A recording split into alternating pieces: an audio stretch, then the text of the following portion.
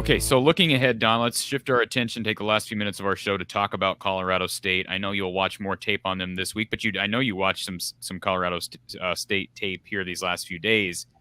What do you expect to see? What are they? The Rams? Are they the Colorado State Rams? The What do you Rams, yeah. expect to see out of the Rams next week in Kinnick? Here's one you might not be aware of. Do you have a score on Colorado State and Toledo? Because I do. What do you got, Don? Are you in suspense?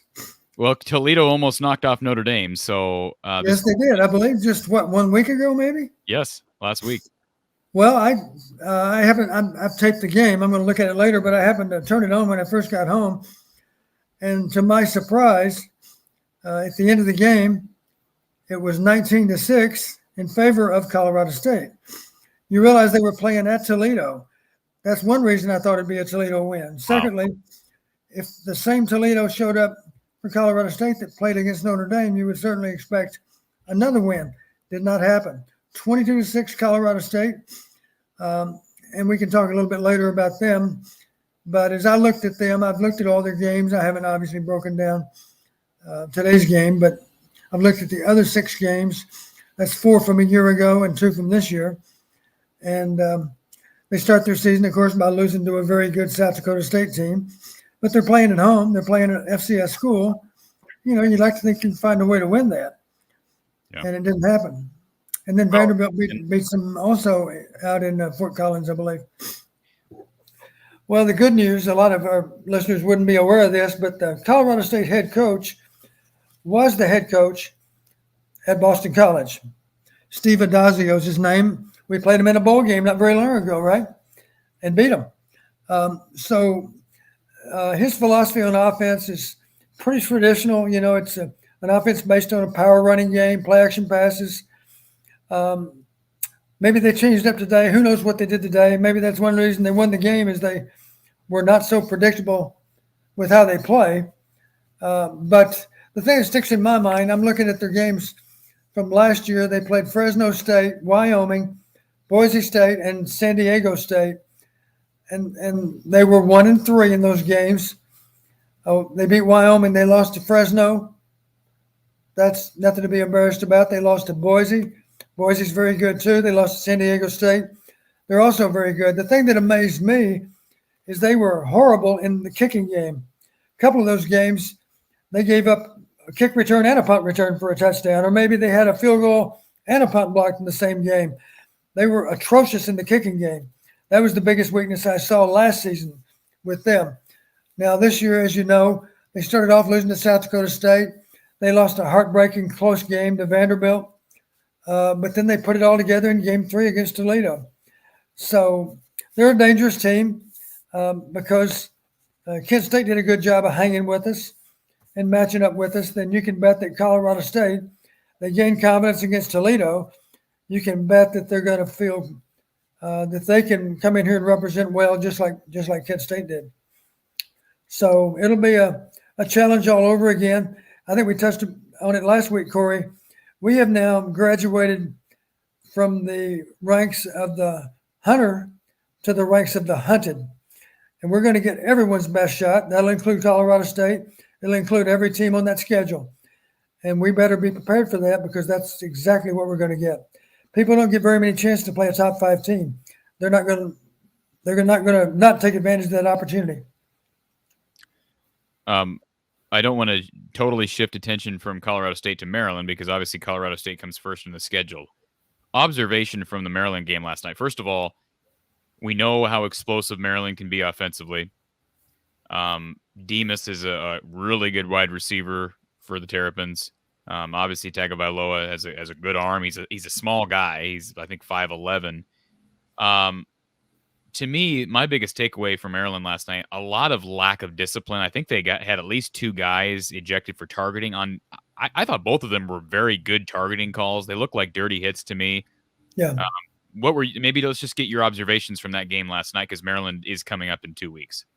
Well, the first one for sure, I wasn't surprised at all that the guy was ejected because he really did launch himself at the quarterback. Didn't get a really hard hit on him, but just the fact that he launched himself, I think, probably affected their thinking a little bit. He did have the crown of his helmet down at the time too. So You're right. I think Maryland has the reputation for being an undisciplined team. They've always been one of those teams that might say it this way. Somebody's band is going to play a lot. Either it's going to be a big play on their part, their band's going to play, or if our band was at the game, I doubt that we'll be back east on a Friday night with our band. But if they were there, Maryland has players that would make big plays for both teams. You can say the same thing about our quarterback over at Nebraska, of course. He's been known to make big plays for both teams too. So it'll be a game of big plays when we play Maryland, I think. The challenge for us is to somehow stymie those Maryland big plays because they historically do that against everybody they play. And Don, just a couple quick hits before we sign off. Nebraska played Oklahoma close, which I kind of expected them to play it close. The line was ridiculous in that game. So Nebraska covered, but of course, Oklahoma winning. Really impressive stuff from Michigan State. Kenneth Walker looks really good in the backfield right now. They just completely obliterated Miami today on the road. They look like a different team. And I know you know Mel Tucker. He has really done well these first two seasons. Yes, he has. I'll tell you another team that impressed me today.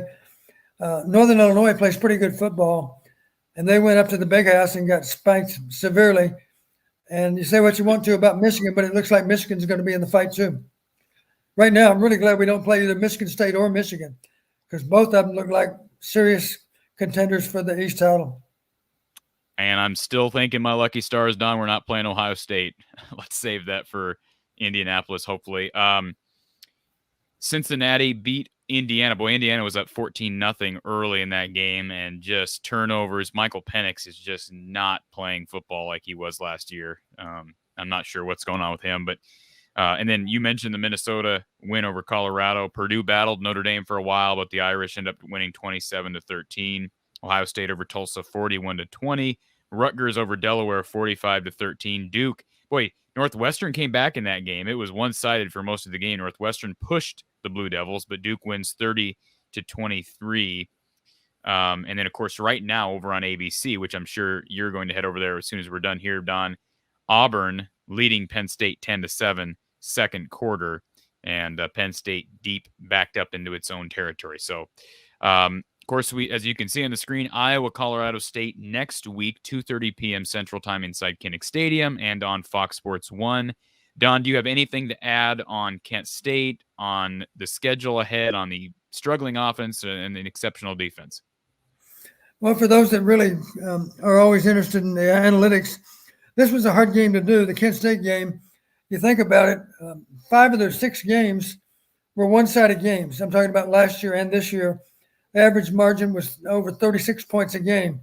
And several of those games they won, but a couple of them they lost. And what I got into with the analytics, there were no less than 6 parameters that were 100% win. If you won the parameter, you won the game. Of course, our coaches knew what they were, and I'm sure the players got the word too. But just for the record, it was outrush your opponent. We did that. It was win on time of possession. We did that convincingly. It was be better on critical downs. We got that accomplished by a pretty good margin. Those were the top 3. We won all 3 of them. Anybody that asked before the game, if we can win those 3, assuming that turnovers are close and they were even, then I think there's no doubt we're going to win the game. And that's exactly what took place. The other thing we were really good with, as we've been kind of our tradition, we're stingy in the red zone, and that remains. One time they scored, one time they got zip. And that's always encouraging. And we've got a proud tradition of being stingy in the red zone. It's certainly happened at least each of the last 3 or 4 years. And I know those defensive players know and take great pride in being really, really, just because you're even inside our 10-yard line, I hope you don't think you're going to get a touchdown because we're going to make you kick a field goal. Or if you want to go for it on 4th down, you may come up entirely empty. So it's your call. You want to kick it or you want to go for it? Our guys play with that kind of confidence in the red zone. And that showed up again today because we got a key stop late in the game in the 3rd quarter. That certainly made the game a lot easier in that 4th quarter than it would have otherwise been. If they get a touchdown there, you're back to a 1-score game. You're back to a 2-point game even. And who knows how it might have played out. The only thing I can guarantee you, it would have played out a lot different. Maybe we'd have won it anyway, but it would have been a different scenario. And that's just the way football is. You know, one key play in a game affects everything that happens thereafter. And thankfully, that was a really huge play in our favor, and it affected what happened the rest of the game too. And you mentioned critical downs, Don. Iowa came into this game just 30% on on third downs. They were 8 of 16 today, so an improvement there, 50%. They were 1 of 3 on fourth down, so that's probably going to be a bugaboo at least this week, but in practice. But overall, critical downs were better, and in their defense, one of those failed fourth down attempts was in punt formation. Right. Hopefully that is corrected, and I love trickeration, Don. I'm sure you do too. When it's called at the right time, we've seen some really impressive trick plays since LeVar Woods has taken over special teams, but that was not one of them. Well, the thing about trick plays, and you know this, we've talked about it offensively. A lot of people don't understand this, and it applies to the kicking game too.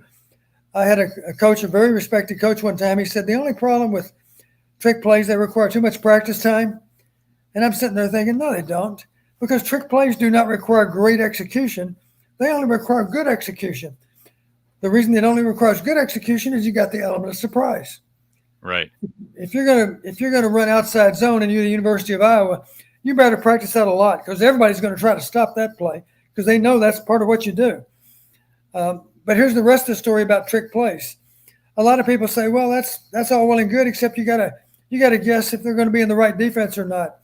The answer there, I would tell them, is you put it on your quarterback. Honestly, through the years, I can think of very few times when a quarterback had to check out of a trick play. And he's well schooled. He knows, let's just say for the sake of argument, this is a trick play that has to be against man coverage. Okay, what do you do if you get zone coverage? You check out of the play. We might turn around and call it the very next play. But we don't waste it. That's the point. We don't waste it. We simply put it on hold, run some other play that's more sound than the trick play, and then we come back. And I don't think I ever had to call one more than twice to get it run in a game. Usually I guess right the first time. If I guess wrong with the defense, then the quarterback bails us out and we call it again later in the same game.